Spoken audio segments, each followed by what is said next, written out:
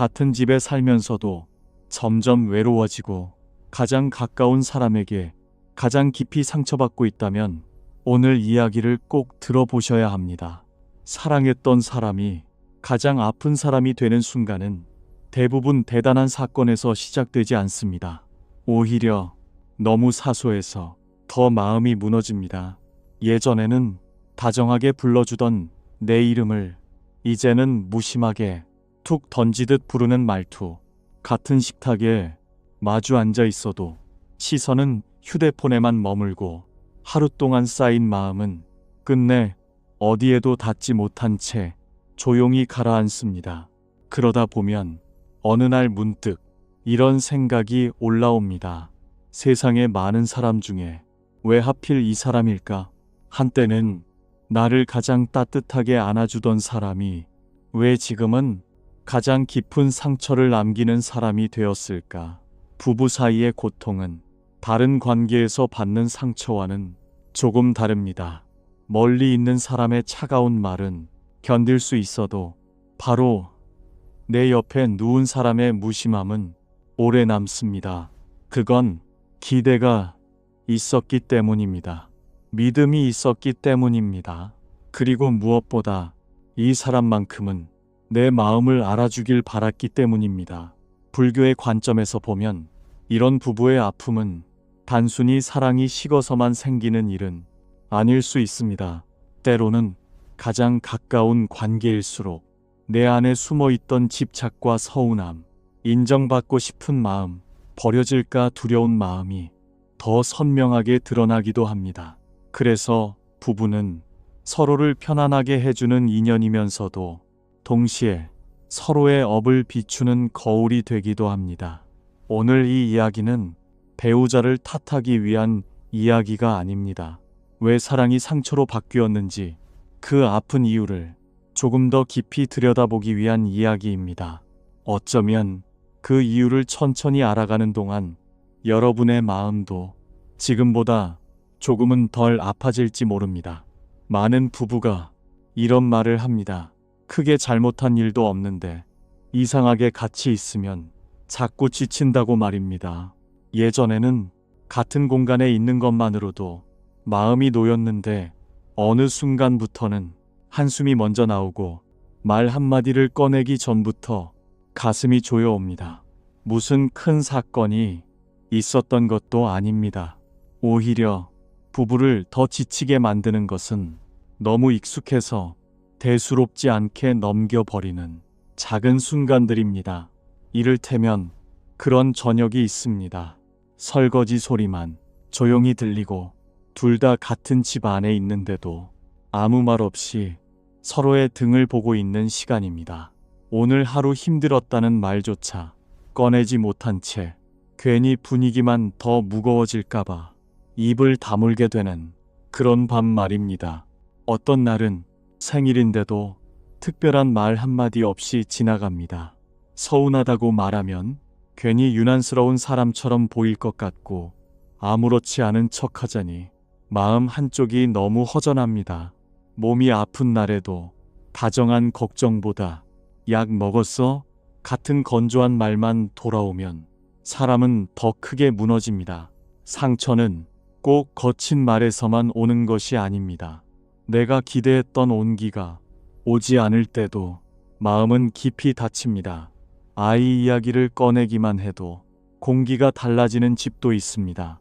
교육 문제, 생활비 문제, 부모님 문제처럼 현실적인 이야기가 나오면 대화는 금세 감정 싸움으로 바뀌곤 합니다. 처음에는 해결해 보려고 말을 꺼냈는데 끝에는 늘 당신은 원래 그래 같은 말만 남습니다. 하지만 문제는 돈이나 아이 자체가 아닐지도 모릅니다. 그 밑바닥에는 오래전부터 쌓여온 서운함과 인정받지 못한 마음이 깔려 있기 때문입니다. 부부가 서로에게 가장 깊은 상처를 주는 이유는 서로가 나쁜 사람이어서만은 아닙니다. 가장 가까운 사이이기 때문입니다. 가까우니까 기대가 생깁니다. 가까우니까 내 마음을 알아주길 바랍니다. 가까우니까 굳이 말하지 않아도 알아챌 거라고 믿게 됩니다. 그런데 그 기대가 자꾸 어긋나면 사랑은 서운함으로 바뀌고 서운함은 원망으로 자라기 시작합니다. 불교에서는 괴로움이 단지 바깥에서만 오는 것이 아니라 내 마음이 붙잡고 있는 집착과 기대 때문에 더 커진다고 봅니다. 부부 사이도 그렇습니다. 이 사람은 이래야 한다. 배우자라면 당연히 내 마음을 알아야 한다. 이런 마음이 강할수록 현실의 작은 어긋남도 더 큰 상처가 됩니다. 결국 우리는 배우자에게 상처를 받는 동시에 내가 붙잡고 있는 기대에도 상처를 받고 있는지 모릅니다. 그래서 부부의 아픔은 단순한 성격 차이로만 끝나지 않습니다. 사랑했던 만큼 기대했고 기대했던 만큼 더 아픈 것입니다. 그리고 그 아픔은 오늘도 아주 사소한 일상 속에서 조용히 반복되고 있습니다. 불교의 관점에서 보면 부부 인연은 단순히 사랑에서 맺어지는 관계라고만 보지 않습니다. 물론 사랑은 시작이 될 수 있습니다. 하지만 함께 살아가는 시간 속에서 드러나는 갈등과 서운함, 반복되는 상처까지 생각해보면 부부란 그저 좋은 감정 하나만으로 설명할 수 있는 관계가 아닙니다. 때로는 서로의 가장 깊은 마음을 비추고 아직 다 풀지 못한 감정을 드러내며 내 안에 숨어있던 괴로움의 씨앗을 깨우는 인연이기도 합니다. 같은 말을 들어도 다른 사람에게는 그냥 넘길 수 있는데 왜 배우자의 말에는 유난히 크게 흔들릴까요? 다른 사람의 무심함은 견딜 수 있어도 배우자의 무표정에는 왜 마음이 얼어붙을까요? 그것은 그 사람이 특별한 존재이기 때문이기도 하지만 그 관계 안에 내가 바라고 기대하고 붙잡는 마음이 훨씬 더 많기 때문입니다. 불교에서는 이것을 단순한 사건으로만 보지 않고 인연 따라 드러나는 마음의 반응으로 봅니다. 그러니까 상대의 말이 나를 아프게 한 것이기도 하지만 그 말에 크게 흔들리는 내 마음 속에도 이미 오래된 상처와 집착이 숨어 있을 수 있다는 뜻입니다. 그래서 어떤 부부는 사소한 일에도 유난히 크게 다투게 됩니다. 늦은 귀가, 짧은 대답, 무심한 표정, 듣는 둥 마는 둥한 태도. 겉으로 보기에는 아주 작은 일인데 마음 안에서는 전혀 작은 일이 아닙니다. 그 순간 내 안에서 이런 마음들이 한꺼번에 올라오기 때문입니다. 나는 이 사람에게 별로 중요한 존재가 아닌가 보다. 또 무시당했다. 결국 내 마음은 아무도 모른다. 이렇게 현재의 한 장면 위에 오래된 서운함과 두려움이 겹쳐지면서 상처는 더 커집니다. 불교에서는 이런 반복을 업의 흐름으로 바라보기도 합니다. 여기서 말하는 업은 무서운 벌이라기보다 내가 오랫동안 익혀온 마음의 습관에 가깝습니다. 서운하면 바로 닫아버리는 습관, 상처받으면 차갑게 굳어버리는 습관, 이해받지 못한다고 느끼면 먼저 공격하는 습관 말입니다. 그 습관이 관계 안에서 거듭될수록 부부는 서로를 사랑하면서도 동시에 서로의 아픈 곳을 자꾸 건드리게 됩니다. 그래서 부부 인연은 참 묘합니다. 나를 가장 편하게 해줘야 할 사람이 오히려 내 안에 가장 약한 곳을 드러내는 사람이 되기도 합니다. 그러나 바로 그 지점에서 불교는 묻습니다. 지금 이 관계 안에서 내가 반복해서 아파하는 마음은 무엇인가?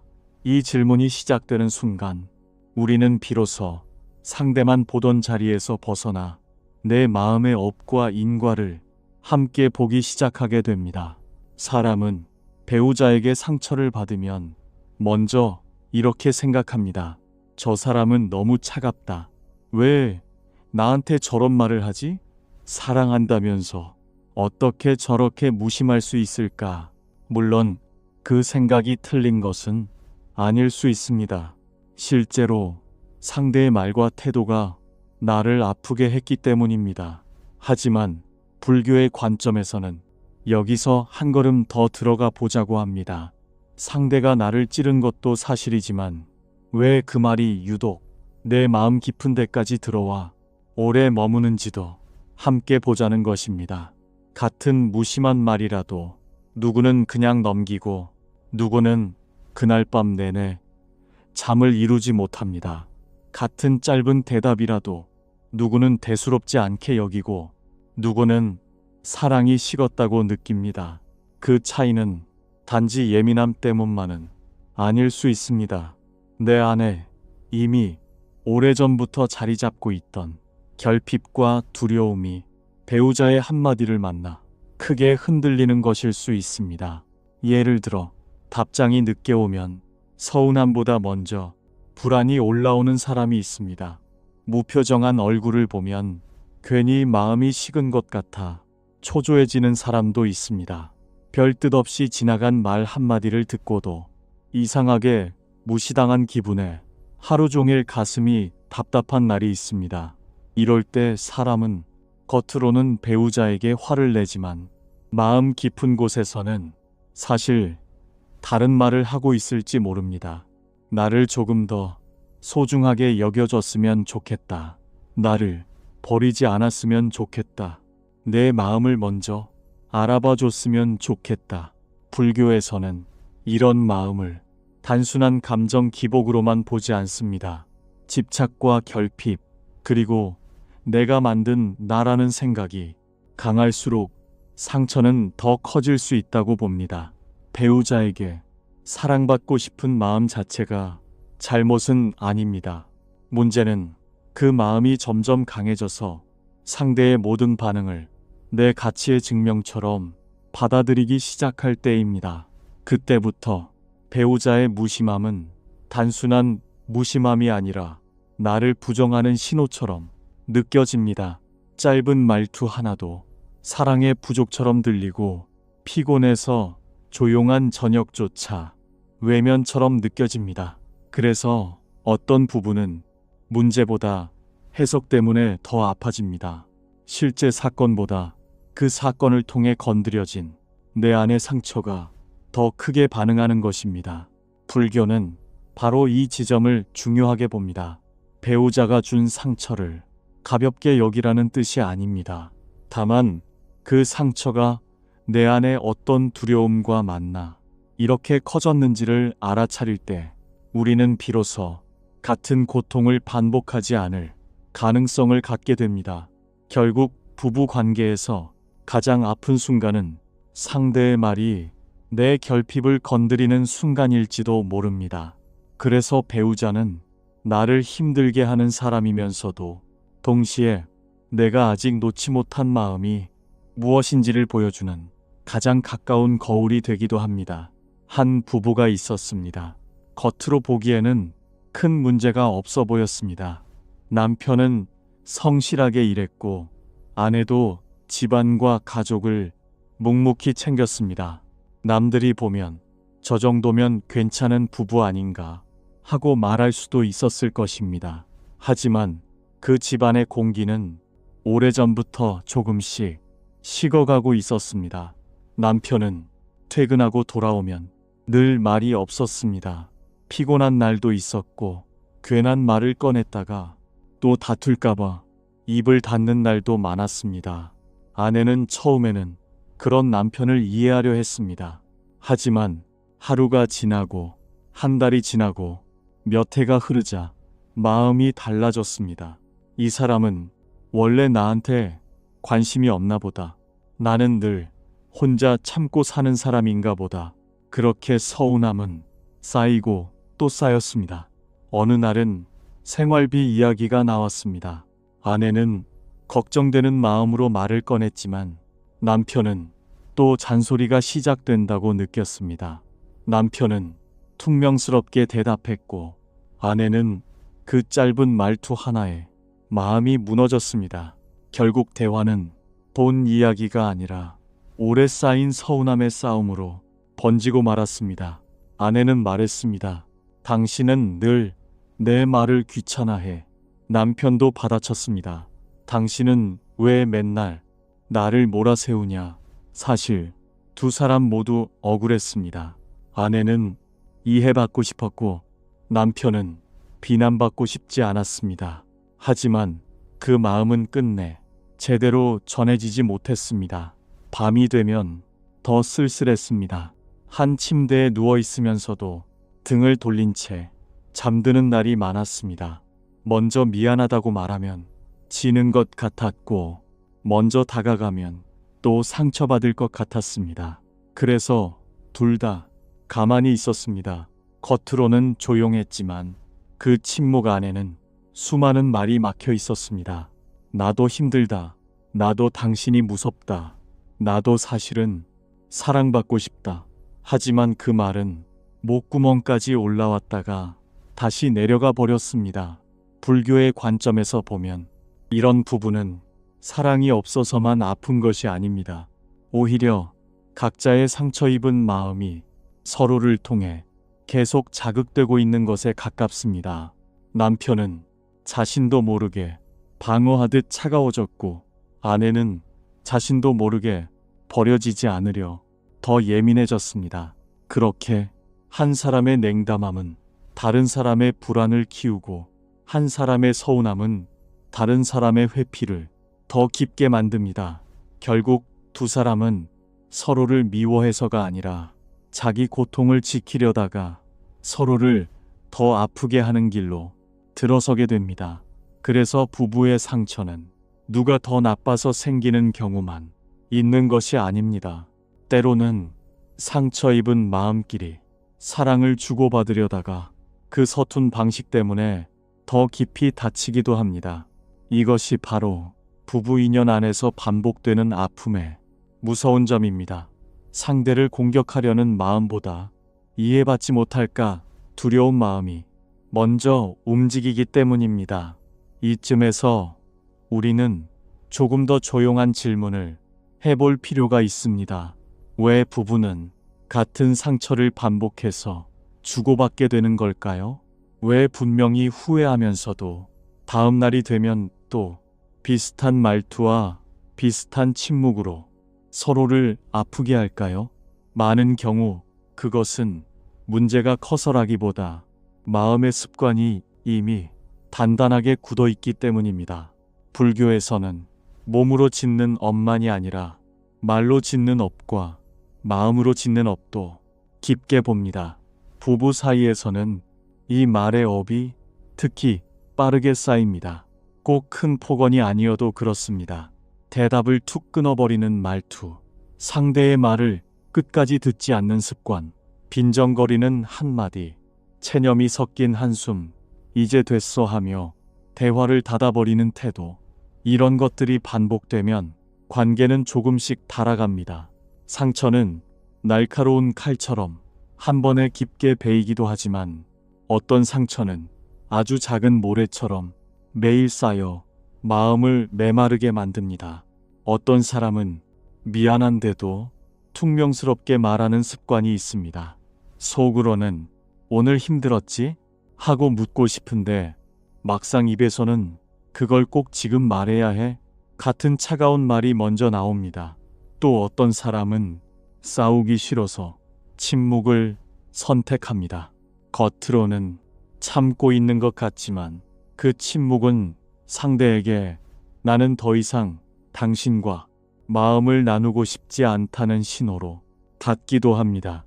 그러면 한 사람은 더 외로워지고 다른 한 사람은 더 지치게 됩니다. 이처럼 비난, 냉소, 침묵, 회피, 체념은 한 번의 감정이 아니라 반복되는 마음의 습관이 되고 결국 부부의 공기 자체를 바꾸어 놓습니다. 처음에는 작은 서운함이었는데 시간이 지나면 사람은 미리 단정하기 시작합니다. 저 사람은 어차피 내 마음을 몰라. 말해봐야 또 상처만 받는다. 기대하지 않는 게 낫다. 이 생각이 쌓이면 관계는 실제로 더 차가워집니다.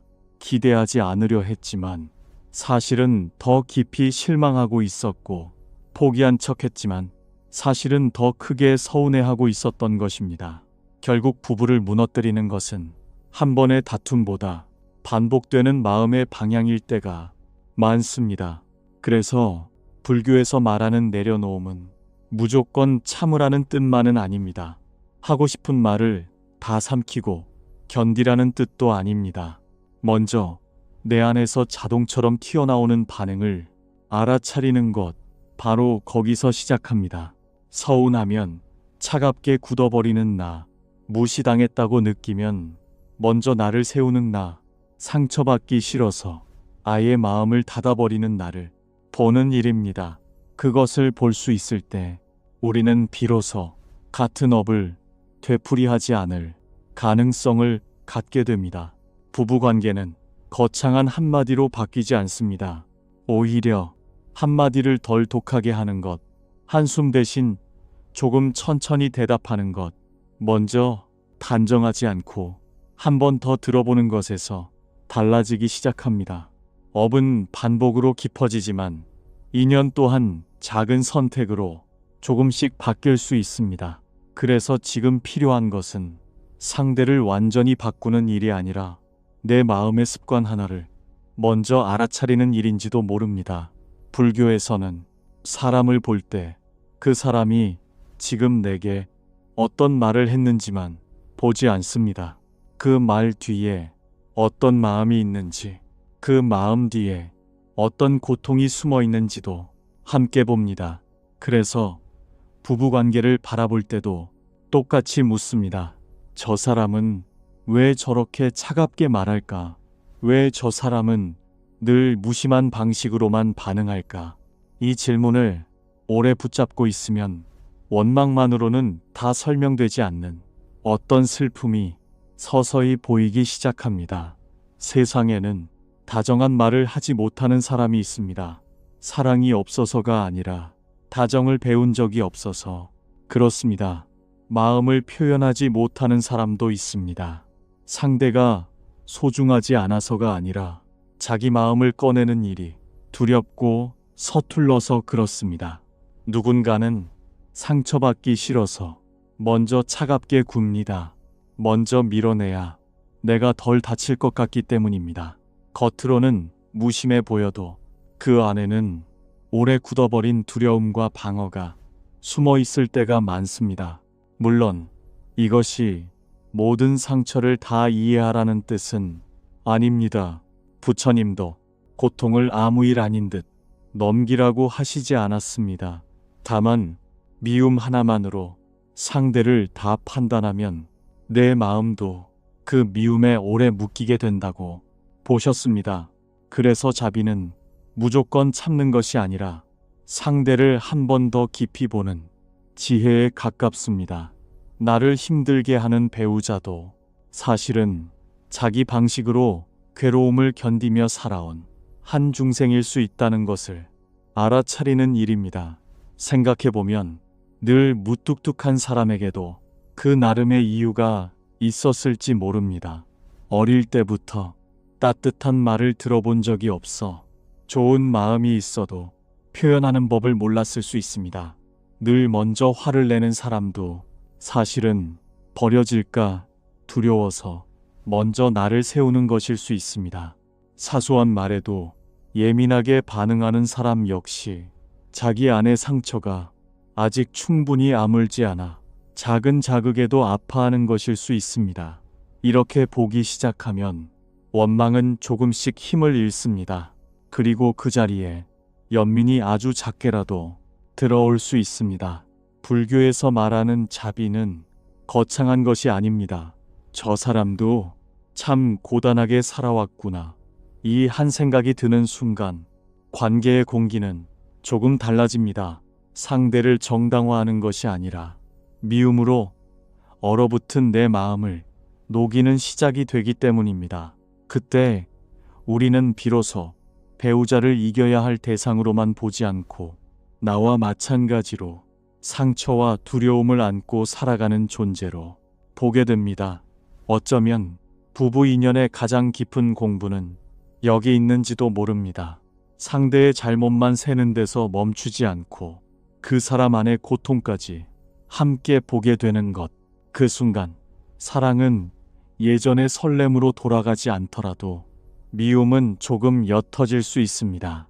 그리고 바로 그 틈에서 오래 반복되던 업의 매듭도 조금씩 느슨해지기 시작합니다.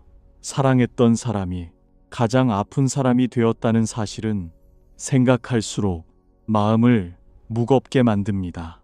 한때는 이 사람과 함께라면 괜찮을 줄 알았는데 시간이 흐를수록 가장 깊은 한숨도 가장 오래 남는 서운함도 이 사람에게서 오기 때문입니다.